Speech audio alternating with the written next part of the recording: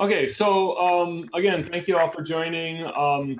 Really, this is just to cover the basics of the COVID protocol for this spring season for the Wisconsin High Soccer Club. So I did circulate this presentation, but I want to talk about what the details are behind it. Really, there's just 3 points I want to cover today. What the protective measures are, our cleaning policy, and the documentation that you'll need to do. So how did we build all of these? This is just basically a combination of what Mesa put out, what the Dane County ordinance is, and any internal Wisconsin Heights Soccer Club notes that we added, like our own little flavor.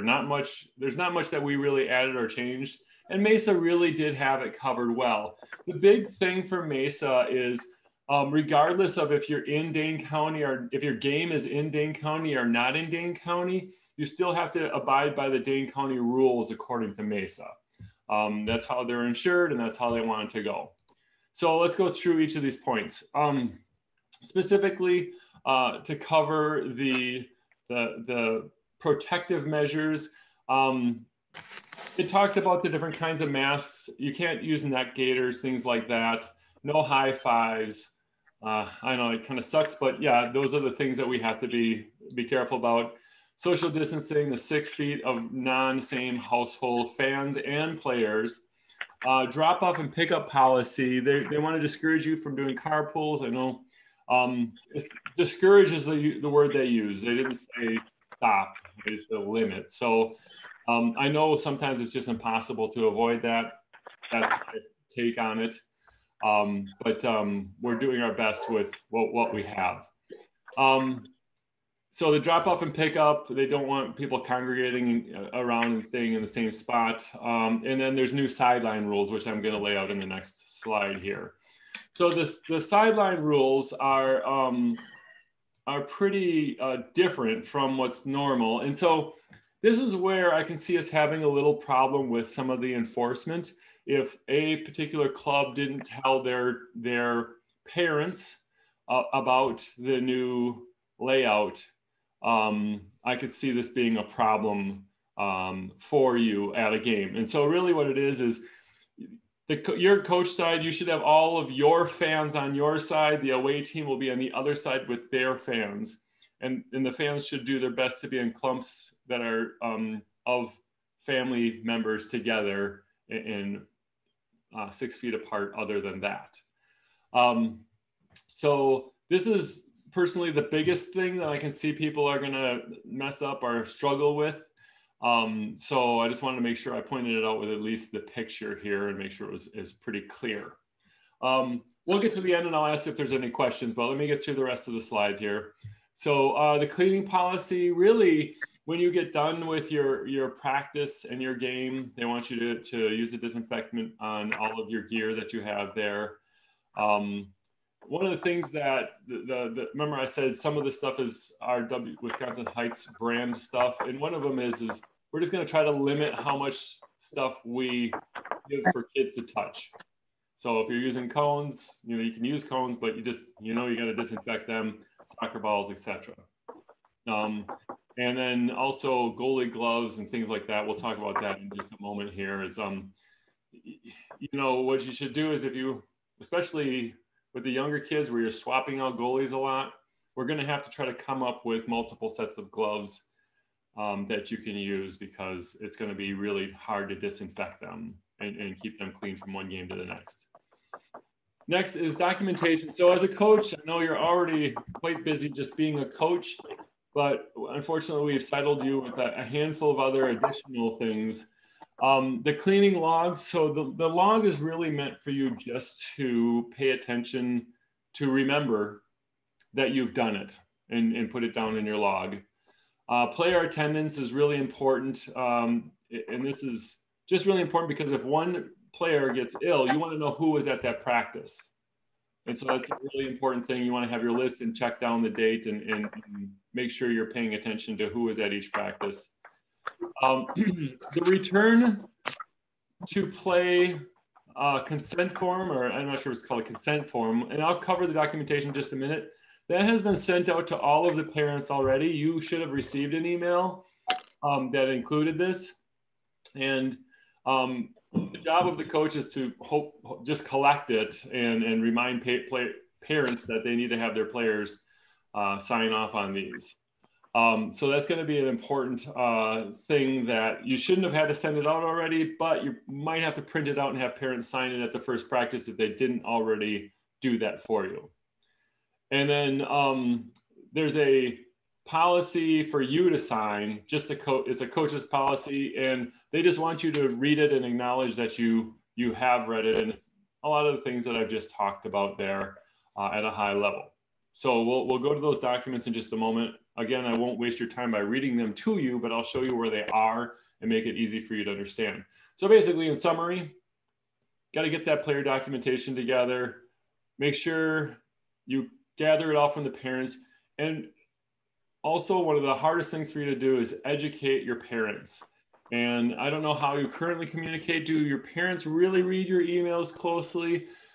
That's a hard thing to do. You might want to educate your players and have them help educate the parents as well, and use that as a facility of just making sure your parents know when they come to that first game that there's a new seating arrangement that you have to pay attention to.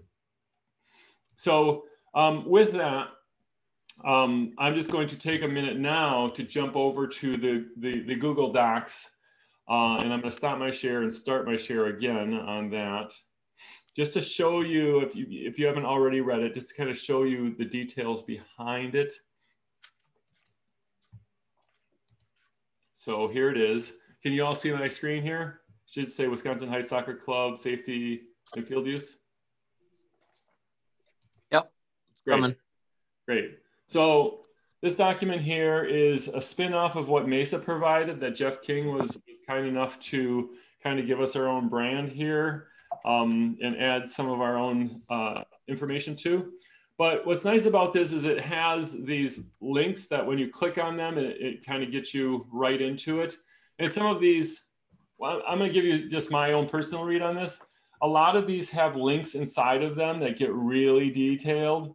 What you really need to do is pay attention and read the first link in. So this one right here is the protective measures one. And, you know, it has the dialogue that I showed you earlier. But then there's the, this coach training tracker and the cleaning policy. So this one here is making sure I think this is, oh, where's the one that you have to sign? There's one that you have to sign here. I'll have to get you the exact one you have to sign, but this is the one I talked about earlier where you have to make sure that you're tracking who's at each of the practices and what you've done in each one. I know it's, again, you're coaches, you're just trying to get through coaching and making sure the kids aren't killing each other. That's half the battle right there in itself. So why don't I take a minute here and pause and let anybody give any feedback or questions that they might have.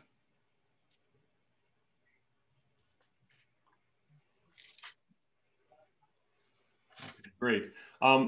So what I'll do is I'm going to actually have Jeff speak a little bit, because he coached a practice already about some of the pitfalls and things that he struggled with. Jeff, you want to chime in for a second? Yeah, sure. Thanks, Eric. Good summary. We started the high school girls team or practices already. Our season actually is going to start about a month or 2 or 3 weeks before everyone else's season starts, because they're trying to cram in the girls' season before their high school season starts, since they missed the fall club season. So we'll be done. We're starting our games in the next couple weeks. So we've been having practices, and I've been, using these policies and guidelines to guide our practices. As Eric said, it's a lot to digest, much less implement. What helps is we have 2 coaches, doing the high school girls. So Jessica Kelcher, she's kind of running the activities, drills part of practices, and I'm kind of doing the bookkeeping, admin type things with all these COVID related policies. And that's one thing you might if you don't have an assistant coach, maybe you know a parent that might be pretty well on one of your teams that could help you out just with the admin part of things. That's one suggestion.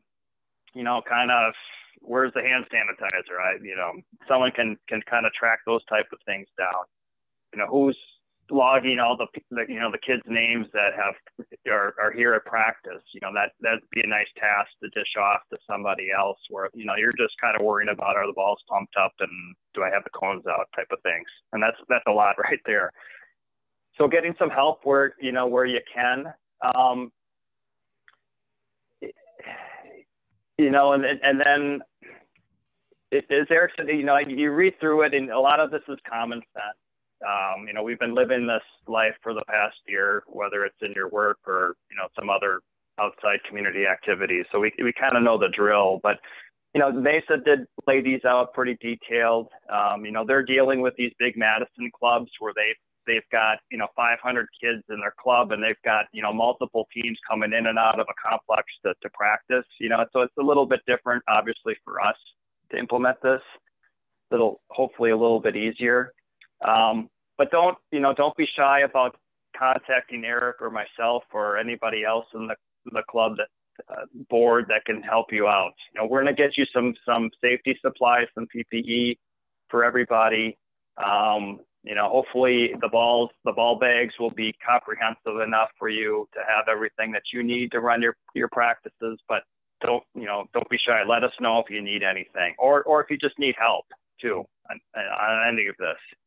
Or if you've got some families that are just hard to deal with, we'll be happy to help that out too. Yep. And that's actually right where I was going with the next part of this, which is the last really thing that I had to cover here. We're going to have one more meeting and that meeting can just be a check-in with me for 5 minutes on the phone. It can be stop by at your practice before practice, your first practice. Really, my job is to make sure that you have the support you need.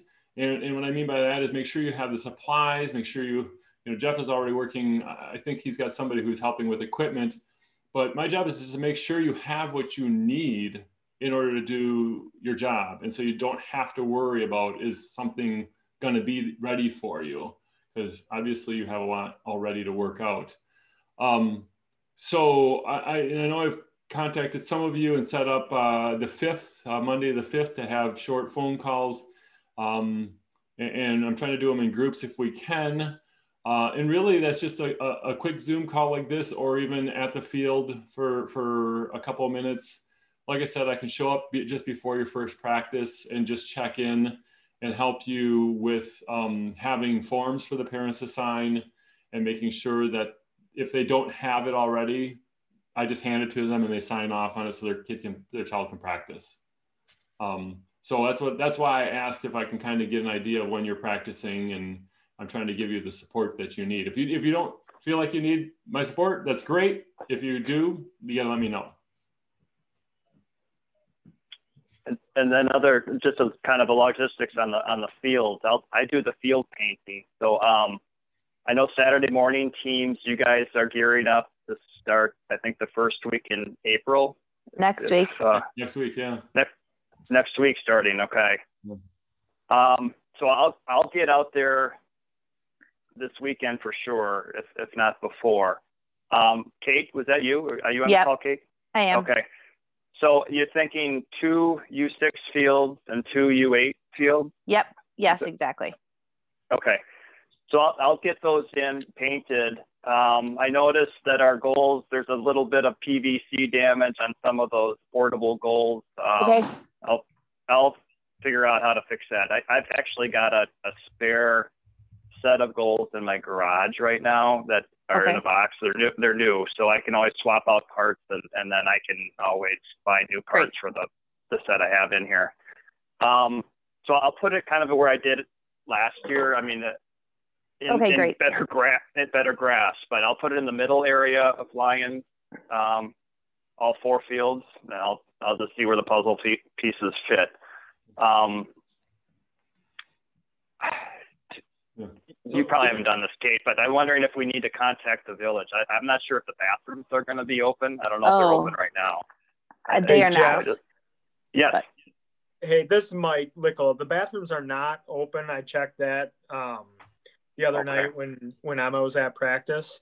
And and then also, if you need help painting fields, I could do that Monday night because Emma has practice next Monday, right? Yes, correct. Yep. So if you needed help doing stuff on the fields down there, I'll be there Monday night. So. Okay. Well, I appreciate that, Mike. Yeah. I might take it. I mean, even if I get the Saturday morning fields in, there's other things that I could probably use help with for the bigger fields. I won't get those painted quite yet.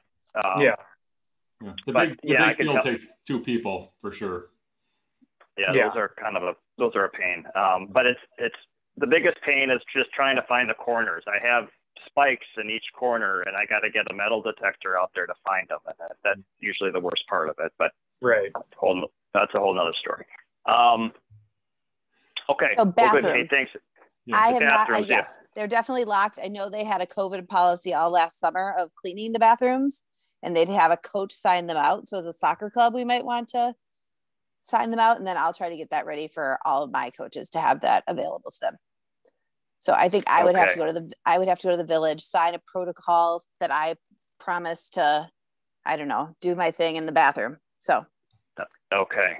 And then we could open them up kind of every evening and lock them up ourselves. That was what it was for baseball last summer.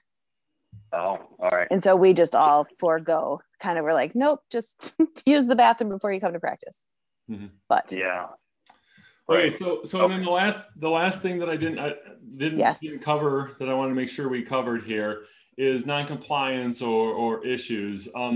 Unfortunately, you as coaches have to be a little bit of the police there. As far as the kids you can control because they're being coached by you, and that's usually a pretty easy thing to manage. And if there's a parent issue, I hope there isn't, but if there is one that you're having problems handling, I'll give you my cell phone, and I want you to bring me in, and Jeff and I can try to take that load off your shoulders, because we have to handle everybody even-handedly and make sure that everybody understands the rules, because we're following Mesa's rules, and that's even our Saturday morning has to follow the same rules. That's where our insurance is, and that's where all the rest of our policies run through. So it's important for us to make sure that we abide by the rules. One of the things that you may want to do is carry a handful of spare masks. And Jeff, are we going to provide some? I believe, yeah. I think someone at the board is purchasing those. Yeah. Okay. Yes, I have them in the kits. I'm getting ready for the coaches. Great. There's like 15 per coach right now. Great. Thank you, Hillary. And you have cleaning supplies as well, Hillary? I have disinfectant spray for the goals, the soccer balls, like cones, whatever. Great. And you just spray it on, and then it sits for 10 minutes. You don't have to wipe it off. Yeah. And then also we will give you each coach a bottle of hand sanitizer. Good. Which can be refilled as needed. Are you anything about goalie gloves or what we're doing there, or? We haven't really conquered that. Okay. I guess I feel like for the older teams, the goalies typically have their own gloves. Yep.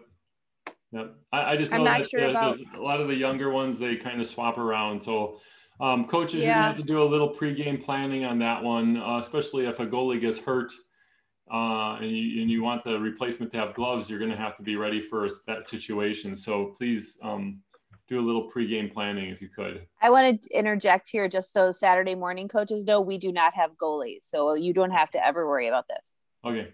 Yeah. Perfect. Thank you, Kate. I forget that. Thank you. I have a question with the gloves. I mean, with the hand sanitizer, really kind of fit the part for that. If the kids are, sanitizing their hands after they take them off, next kid puts them on, he sanitizes again and puts them on and then takes them off again. And then, just I know it's a lot of sanitizing, but I don't know how. Sounds like a good idea. It should. Yeah, it should. I think your common sense on you is going to play in place there real well, Mike. So I think if you think about it and you do what you think is right, and I think we're going to be in good shape there. So I just want to make sure we're ready for that. I think parents too play a little part in that. If they aren't comfortable with their kids sharing gloves, then they probably should provide them. Because we can't have a set of gloves for every goalie. It's just not cost effective, I would say. Yeah. Right? Well, yeah. And I think you need to, if you are doing something like, cleaning the gloves between, you should at least let all the parents know that that is something that's going to happen. And if somebody has an objection, then you at least know ahead of time and it doesn't become a problem after the game. So I know that our parents are all understanding that you're all volunteer coaches, but sometimes we get quite a bit of wrath, and we just want to make sure that you're just doing your job coaching and not having to deal with that other stuff. So, okay. I wanted to keep this short. I wanted to keep this under half an hour. So I'll open up the floor for any questions. Otherwise we can break and check in. Yeah. I have a couple questions. Okay, Kate. Does each parent need to sign an individual form, or could each coach have a clipboard on the first day of practice? We can have a copy of the readout of the return to play, and basically each parent and each kid could sign that piece of paper. The intention of that form is that the parent will read the entire form. Got it. And that's why it's printed out in such a way that you have to sign each one. And that's the way that Mesa has said that it needs to be. So sorry about that. We're killing a tree there on those, but that's what they want. Okay. So but can they just return the piece of paper that they signed, or do they have to print out the 3 pages and give us the whole thing? Jeff? I've been receiving just the signature page. Okay. I think that's plenty. Yeah. Great. Okay. And then the attendance is purely so we can keep track of who's where. It doesn't have to be, it can be just like a spreadsheet where we can just check off that so-and-so was there in that practice. So my coaches pretty much need one that's 12 lines long. Yep. There's 6 practices. It's Great. Purely if one player gets sick, you'll know who was at that practice. Great. I can make that for them. Great. Thank you. Do you have a diagram of the field that you can send out to the parents? That might be an easier way to explain that to them, where they need to sit on game day. Yeah, I did distribute this stuff in the email, and there's the actual diagram of that PowerPoint is there. It's also, I believe, in this one right here at the bottom. Yeah, right there. Okay. So it's in the PowerPoint that I attached. If you can read the PowerPoint, if you need something more than this, let me know and I'll get it for you. Okay. And as far as for the Saturday morning coaches on here, once the fields are drawn out there, I will send you a Google map of exactly where all the fields are. Awesome. Great. Thank you. Yes, it's less of a big deal for our Saturday morning crew because you're already part of the community. The intention for the Mesa crew was you're getting kids from Beaver Dam coming and playing here, and you want the parents on that same side. Yep. What do we do? How can we get our ball bags and stuff? For Saturday morning equipment, I will have them all set this weekend. So we can figure out to meet on Friday, Saturday, or Sunday, or I can meet you at the soccer fields right before your first practice. This is Kate for those coaches. And Kate, maybe I can drop off the PPE stuff at your house then. That would be great. By Friday morning, so they can be distributed with with the equipment bags. Yep. Okay. Great. And I'm happy to be a drop-off site for anybody else because I live right by the soccer fields. So. Thank you. Yeah. Great. Okay, so you all have my email, Eric Ripp, and you all have my phone number most likely. I'll double check and make sure I send it out again. I'll give you my cell number so you can text me if you prefer that, or call me. Either one is fine. If you have any problems at all. Again, I'll be checking in. I'll be sending another email saying, hey, we just need to check in. And all I'm really looking to do is just make sure that you have everything you need. So I know that seems a little pushy when I want to see you before your first practice, but at the same time, I just want to make sure you have the support you need. And it's very important to me that you get what you need and you have a safe and effective practice and games. Okay. Okay, any questions before we break? We got it. Eric, could we ask the Mesa coaches to maybe send us an email of who does need balls or equipment? Because I'm not sure that we know that information offhand. I'll tell you what, here's what I'll do. I'll put that in an email for all the coaches. You know, even the Saturday morning coaches. I want to make sure everybody, you know, you'll get your Saturday morning coaches, but the Mesa ones, you usually are using their ones from last year. And I'll just have you reply back to me with what you need, and I'll make sure, me and Hillary, and we'll make sure you get what you need. Perfect. Yeah, because I need everything. Okay, great. Okay. Thank you. Yeah. For the Saturday morning, I saw an email with something about like a build outline, etc. Is there a different call where those rules are going to be explained? I will talk to you guys all about those. The build outline. Yes, the build outline. It's our big U8 rule. Yep. Build outlines and throw-ins. So I will schedule. Okay. Oh, I was just saying, I played high school in soccer and had no idea what that was, so that would be great. That's a new rule, Tiffany. It is. Just added that in a couple of years ago. So we will go over that. Thank you for bringing it up again, though. Any other questions? Kate, this is Karen Carlock. I sent you a couple emails last night, so I can either ask those here, or if you were planning to get back to me, that's fine too. I will get back to you. I was working all day today, so I have not been on my email. Okay, fabulous. Thank you so much. Everybody can know that I'm bad at responding on Mondays and Tuesdays. Not a problem. Great. Anyone else? Okay, great. Again, thank you for joining. I know you're busy with all the things going on with life, but I really appreciate volunteers. I've coached for years, and I know it's hugely rewarding, and I love that you're all giving your time and effort. So thank you again for all of your support as coaches and continued help in making sure that we have safe games. Thanks, Eric. Go ahead. Take care. Thanks very much. Thank you. Thank you. Thank you. Thanks, you guys. Okay. Bye-bye. Bye.